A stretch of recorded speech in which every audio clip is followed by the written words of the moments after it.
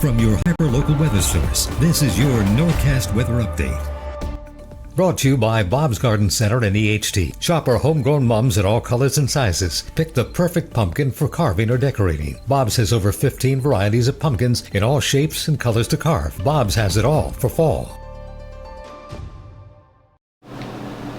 Happy Tuesday, everyone. Meteorologist Brittany Trumpy here. We're looking out towards Ocean City. There's a few more rays of sunshine today than what we had yesterday, but we're still dealing with the stubborn cloud coverage and the cooler conditions. Those temperatures are below average right now. We're just getting back up into the 70s. Down along the water, temperatures are still in the upper 60s. We'll be kind of staying below average for the rest of this afternoon, maybe a few degrees warmer than yesterday, but overall kind of a cool and gloomy sort of end of September day. Overnight tonight, lots of clouds overhead. Temperatures once again falling into the 50s and 60s. I think most spots will be closer to the upper 50s, if not 60 degrees, but a few lucky locations will see the cooler air kind of settle in.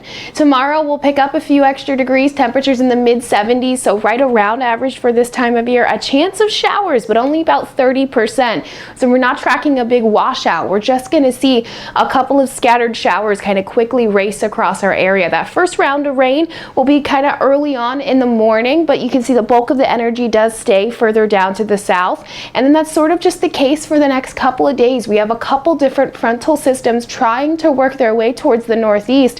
However, as they kind of reach New Jersey or reach the coastline, a lot of that energy starts to fall apart. We'll see this cold front slowly start to move in by Thursday, but you can see once again a lot of the moisture kind of misses us and shoots up to the north. Down to the south, see all of this rain? That is Hurricane Helene moving towards Florida by the end of this work week. Just by about Thursday night is when we start to feel the impacts on the continental United States. So let's check in on what is right now Tropical Storm Helene. However, over the next couple of days, it's going to continue that track northwest. I would say that by some point tomorrow, it's up to Category 1 hurricane status. What's going to be interesting with this storm is between Wednesday and Thursday, not only is it going to cover a lot of ground, but it's going to intensify quickly. This storm is going to be possibly a Category 3 hurricane over before it makes landfall right along Florida on Thursday night. So that's a really short period of time for that storm to get extremely organized. After it makes that landfall,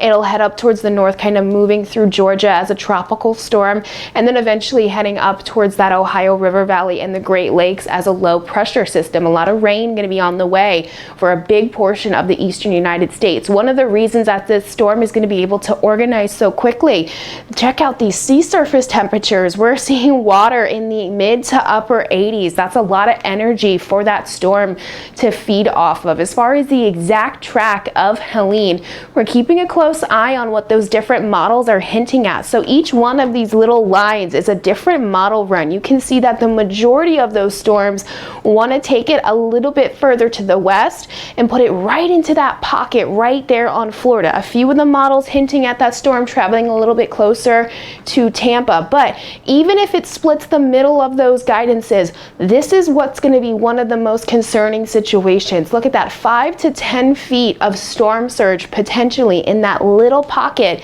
even ahead of that storm, but also a little bit further off to the east as well. You're going to have that onshore flow, a lot of water going to be pushed onshore as this storm approaches and then as it makes landfall as well. So flooding is a big concern. Even before we talk about the rain and the wind, just the amount of water that's going to be kind of forced into that little pocket of that Florida coastline is going to be kind of impressive, if not outstanding, as far as where the numbers end up. Looking at the 7-day forecast here, another chance for some scattered showers for Thursday as well. Temperatures staying kind of mild for this end of September. Okay, hope you guys enjoy the rest of your afternoon. I'll check back in with you later on this evening.